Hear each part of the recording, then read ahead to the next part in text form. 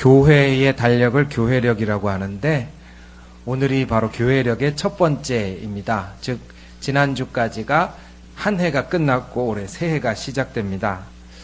왜 교회력이 이렇게 조금 희한한 시기에 새롭게 시작하느냐?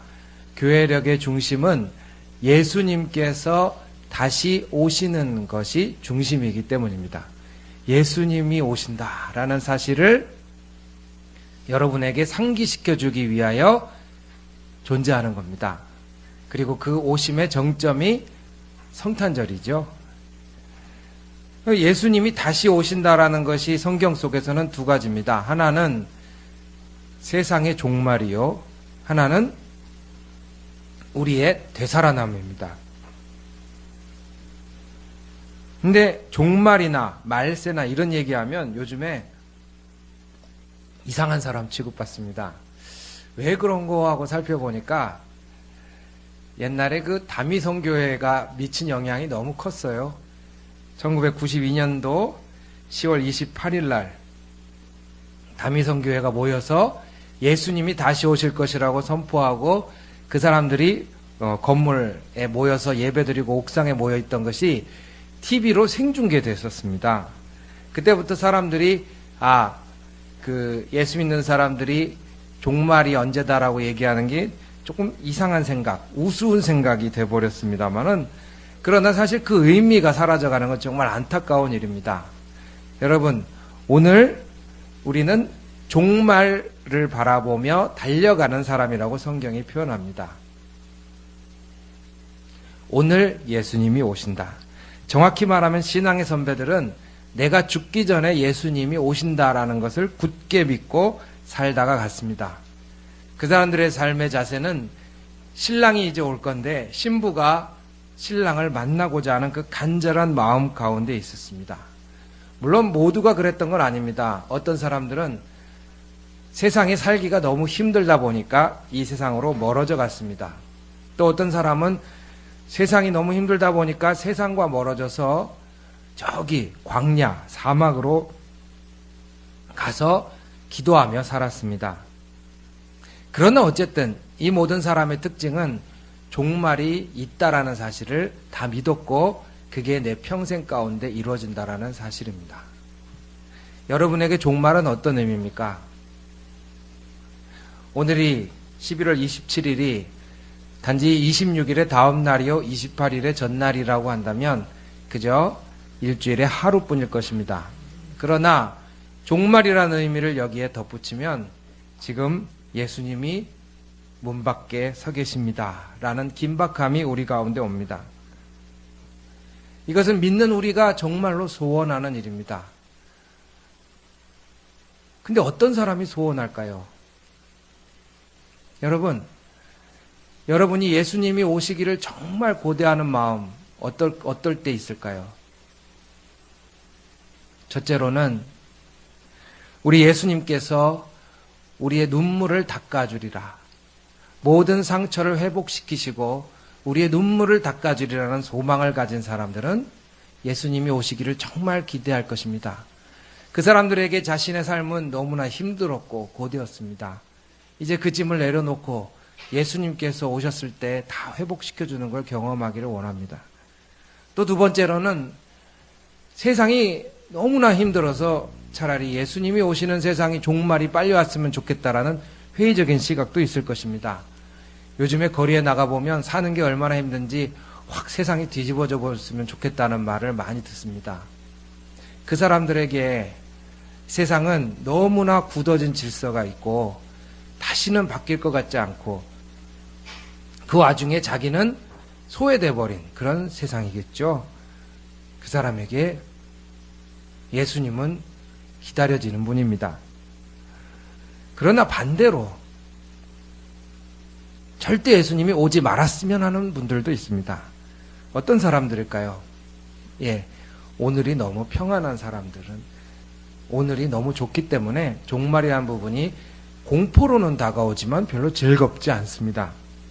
또 사실은 예수님이 왔어도 못 알아봤던 사람들이 있습니다. 그 사람들에게 예수님은 자기 인생의 예상치 않았던 걸림돌이었기 때문에 그렇습니다.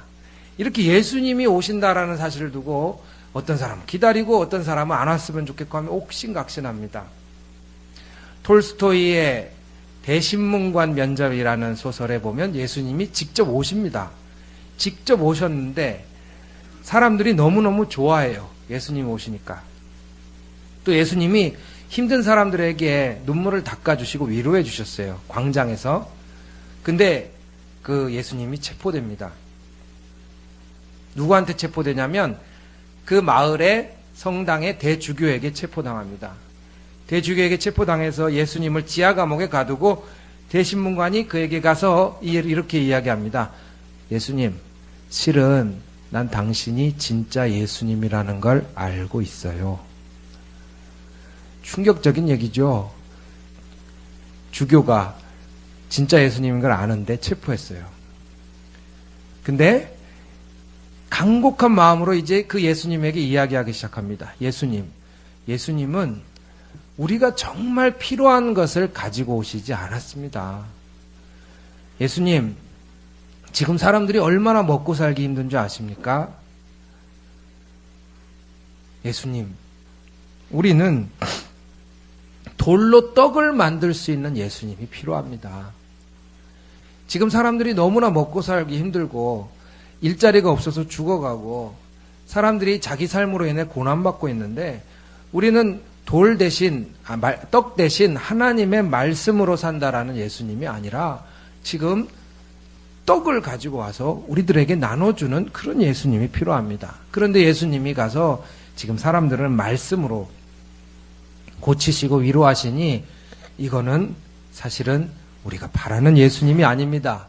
그래서 저는 우리 교회 성도들을 생각해서 예수님을 이렇게 가두었습니다. 라고 이야기하는 겁니다. 여러분에게 종말은 어떠십니까? 성경에서 이 종말은 인자의 때라고도 하고 인자의 날이라고도 합니다. 중요한 것은 이 시간이 계속 흘러가지 않고 어느 시점에서 멈춘다라는 겁니다. 그리고 이 시간이 멈추면 우리가 생각했던 질서도 멈추고 하나님의 다스림이 시작된다라는 사실입니다.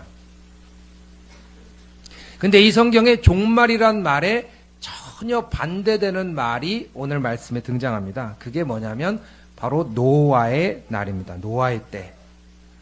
노아가 누굽니까? 노아는 창세기 6장에서 세상이 너무 악해서 홍수로 다 망할 때 혼자 살아남은 사람입니다. 그런데 이 노아의 때라고 주님이 표현하실 때 이게 무슨 의미인가? 오늘 말씀은 그것을 설명하고 있습니다. 노아의 때에 바로 뭐 했는가? 우리 38절 보십시오. 우리 같이 한번 38절 같이 읽어보겠습니다. 홍수전에 날까지 사람들이 먹고 마시고 장가들고 시집가고 있으면서 여기는 이제 이렇게 표현이 되고요. 창세기 6장 7절, 11절, 12절엔 이렇게 표현이 됩니다. 그러니까 사람들이 세상에 사는데 그 세상이 폭력으로 가득 찼다라고 이렇게 번역이 됩니다. 한글 성경에는 강포가 충만하단 말을 좀 어렵게 되어 있고요. 이것을 원래 히브리어 성경에는 폭력이 세상에 가득하게 되었다라고 얘기합니다. 무슨 말일까요? 세상이 폭력으로 가득했다. 이 말씀은 인간이 사는 세상에 하나님이 주신 질서가 분명히 있음에도 사람들은 무엇의 질서에 따라 살기 시작했다? 힘의 질서에 따라 살기를 시작했다라는 겁니다. 사람들이 힘의 질서에 따라 살기 시작했다라는 건 분명히 여기 도시가 있고 문명화된 사회가 있는데 그 안에서 힘이 있는 자와 없는 자의 삶이 극명하게 갈린다. 그리고 그것을 오늘 예수님은 다시 인용하고 있는 것입니다. 사실 이 말씀을 들으면서 저는 처음에 창세기 말씀을 읽기 전까지는 불만이 좀 있었습니다. 왜냐하면 여러분 이 말씀 읽을 때 아무렇지도 않으십니까? 지금 여기 38절 보시면 사람들이 먹고 마시고 장가들고 시집간다. 이 중에 이걸 피할 수 있는 사람이 몇 명 있겠습니까? 먹고 마시고 장가들고 시집간다. 저 이 말씀 읽으면서 아니 그게 뭐가 문제입니까? 그게 뭐가 문제입니까? 이렇게 질문할 수 있지 않습니까? 근데 예수님은 멸망의 때를 이때라고 얘기합니다. 왜 그럴까요? 바로 창세기 6장에 세상에 폭력이 가득할 때와 먹고 마시고 결혼하고 시집가고 장가든다라는 표현이 똑같다라는 사실을 우리는 주목할 필요가 있습니다. 그것은 무엇일까? 너무나 당연하고 심지어 기본적인 삶인데 그 안에 폭력이 난무하고 있었다라는 사실입니다. 지난주에 제가 성전에 관해서 얘기할 때 예수님이 뭐라고 말씀하셨냐면 사람들이 와, 저 성전, 요즘 말로 하자면 저 교회는 진짜 삐까번쩍합니다 라고 할 때 예수님이 실은 그러면서 성전 뒤를 열어 보이신 게 이 성전은 과부의 두렙돈, 과부의 생활비로 모아서 지은 성전이다. 그 과부의 고난을 보여주셨지 않습니까? 똑같습니다. 노아의 날이라는 것이 사실은 많은 사람들이 각자 자기 가정에서 직장에서 먹고 마시고 시집가고 장가들고 있는데 실은 그 사는 것 자체가 굉장히 폭력적이라서 약육강식의 지배를 받는 시대를 이야기합니다. 그러나 그렇게 약육강식이 있다 하더라도 사람들이 섣불리 뭐라고 말할 수가 없습니다. 왜? 먹고 마시는 일 때문에 그렇습니다. 가정을 이루는 일 때문에 그렇습니다. 분명히 불의한 일이 보이고 분명히 이래서는 안 되는 일들이 보임에도 불구하고 먹고 마시고 가정을 지탱하는 일이 전부가 되어버렸을 때는 아무도 불의에 대해서 이야기할 수가 없습니다. 중요한 것은 예수님께서는 그 노아의 날에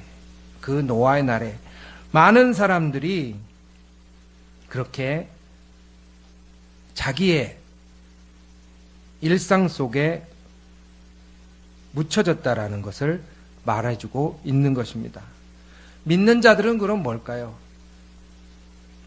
믿는 자들은 이 시대도 사실 너무나 닮지 않았습니까? 이 시대도 많은 사람들이 아침에 출근하고 직장에서 돈 벌고 시집가고 장가가고 자녀를 키우고 이것이 일상이라고 얘기하지만 실제 사실은 요즘에 신문에서 드러나는 사건이나 신문에서 드러나는 수없이 많은 일들은 이 사회의 한 커플만 안으로 들어가 봤을 때 엄청나게 많은 폭력과 불의가 있다라는 사실을 보여주지 않습니까? 그럼 그리스도인에게 주님이 말씀하시는 것은 무엇일까요? 하나님의 목적에 합당하게 사는 것은 과연 무엇일까요? 도대체 어떻게 살아야 노아 시대에 사람들이 다 같이 멸망했다고 하는데 우리는 그것을 면할 수 있을까요? 우리는 이 말씀을 보면서 일상의 무게에서 우리가 눌려 있다가 비로소 하나님께서 주시는 의미를 보고 다시 살게 됩니다. 예수님께서 우리에게 주시는 것은 인생이 의미가 없으면 일상이 점점 우리에게 헤어날 수 없는 무게로 다가오게 될 것을 경고하여 주시는 것입니다. 그러나 하나님의 부르심은 이 사회에서 모든 사람이 일상을 향해 살아갈 때 그 안에 힘의 질서가 지배하는 이 사회에서 바로 하나님께서 인간을 창조하신 참 아름다운 생명의 질서라는 것을 고민하는 사람으로부터 시작합니다. 노아를 한번 떠올려 봅시다. 노아는 많은 사람들이 비웃었습니다. 왜? 성경에 보면 노아는 고원지대에 살았던 사람이라 그래요. 물이 없는 곳. 왜 우리말에 옛날에 그 떼놈이라는 표현을 좀 비속어지만 떼놈은 세수도 안 한다라는 표현을 할 때 이 떼놈이라는 말이 중국 사람이 아니고 사실은 몽골 사람입니다. 몽골 사람들은 세수를 안 한다 이 표현인데, 몽골은 바다가 없잖아요. 물이 귀한 곳이라 세수를 안 한다. 마찬가지입니다. 노아도 사막지대에 살던 사람입니다. 근데 그 사람이 배를 만듭니다. 그러면 거기 사람들이, 물을 본 적이 없는 사람들이 배라는 개념을 어떻게 받아들이겠습니까? 이상해도 한참 이상하죠. 이거는 이상한 정도가 아니라 시대에 다른 사람들이 뻔히 가고 있는 삶의 방식을 역행했다라는 사실입니다. 그러나 노아는 그 배를 끝까지 지었습니다. 이유는 뭡니까? 자기가 살기 위해서 지었습니까? 정확히 말하면 내가 살기 위해서 배를 지은 게 아니라 하나님의 말씀대로 살려고 배를 지었습니다. 이 시대를 살아가는 사람은 하나님의 말씀에 따라 살게 되면 사실은 노아의 자리에 서게 됩니다. 많은 사람들이 여러분의 직장에서, 사회에서 그 이야기를 할 겁니다. 진실? 뭐가 중요해, 진실이? 지금 나한테 이익이 중요하지. 의로움? 의로움이 밥 먹여줍니까? 생명? 이익보다 사람을 우선시하는 것? 그것이 우리에게 무엇을 줍니까? 이 사회에서는 이익을 주지 않습니다. 그러나 노아에게 줬던 그것, 하나님의 말씀이 내 인생에 살아있구나라는 것을 여러분에게 줄 겁니다. 이 시대의 사람들은 일상을 유지하느라 살아갑니다. 실제로 많은 사람들이 집에 가서 뭐 하고 쉬었나라고 설문조사를 했을 때, 여러분 우리나라 사람들의 65%는 뭐 하고 쉴 것 같습니까? 자기가 65% 안에 안 들어가시는 분은 잘 모르실 거고, 65%는 쉬는 시간에 TV를 봅니다. 근데 쉴 때에 TV 보신 분들 중에 잘 쉬었다, 이렇게 보람있어 하는 분을 많이 못 봤습니다. 왜 그런가 하니, 쉰다라는 게 사실은 재충전 아닙니까? 우리가 다음날 일할 수 있는 에너지를 재충전하는 건데, 그거는 몸에 체력만 있는 게 아니고 리크레이션, 즉 내 안에 하루 동안의 노동으로 인해서 굳어졌던 생각들을 내려놓고 새로운 생각들을 넣어보는 거예요. 이게 있어야만 사실은 쉴 수 있습니다. 근데 TV라는 건 내가 새로운 생각을 하기 전에 TV 안에서 이미 생각을 다 짜서 넣어주죠. 자, 이제 무한도전 할 시간입니다. 머릿속에 다른 생각할 틈이 없어요. 그거 보면서 웃다가 시간이 지나갑니다. 그러고 나면 사실은 쉬지 못합니다. 몸은 분명히 소파에 이렇게 누워 있었고 하루 종일 내가 누워 있었던 게 맞는데, 생각은 내가 직장에서 나올 때랑 월요일 아침에 다시 갈 때랑 변한 게 없어요. 내 머릿속에서 생각이 완전히 재창조돼야 하는데 말이죠. 여러분, 노아의 삶, 믿는 사람의 삶을 산다라는 건 사람들이 일상 속에 찌들어서 생각하지 못하는 그것을 하나님의 말씀이 주일을 통해서 다시 한번 보는 겁니다. 이 주일만큼은 우리가 뭘 얘기합니까? 사랑을 얘기합니다. 사람과 사람 사이에 사랑이 있어야 한다. 이 주일만큼은 세상에서 절대 안 통하는 얘기, 뭐를 얘기합니까? 공평을 얘기합니다. 이 주일만큼은 우리는 집집마다 어려운 집도 있고 부유한 집도 있지만 여기 와서 같이 밥상을 나눕니다. 하나님은 노아를 통해서 그 사람의 일상에 눌려있게 만들지 아니하시고, 노아가 일어나서 하나님의 부르심으로 자신의 의미, 자신의 삶의 의미를 재창조하기를 원하셨습니다. 여러분은 어떻게 삽니까? 여러분들 삶에 목적이 있기를 축원합니다. 여러분이 보내는 시간에 의미가 있기를 축원합니다. 그것을 하나님이 주십니다. 하나님이 노아를 부르셨을 때 노아의 생각의 의미까지도 창조하셨습니다. 여러분도 마찬가지입니다. 일상을 내려놓는 이 주일에 단 하루 12시간 정도 되는 시간이지만 여러분 직장에서 세상 사람들이 가는 그 시간의 의식들을 내려놓고 하나님께서 주시는 삶에 살아가는 가장 근본적인 가치들을 생각하는 이 하루가 되시기를 주님의 이름으로 축원합니다. 같이 기도하겠습니다.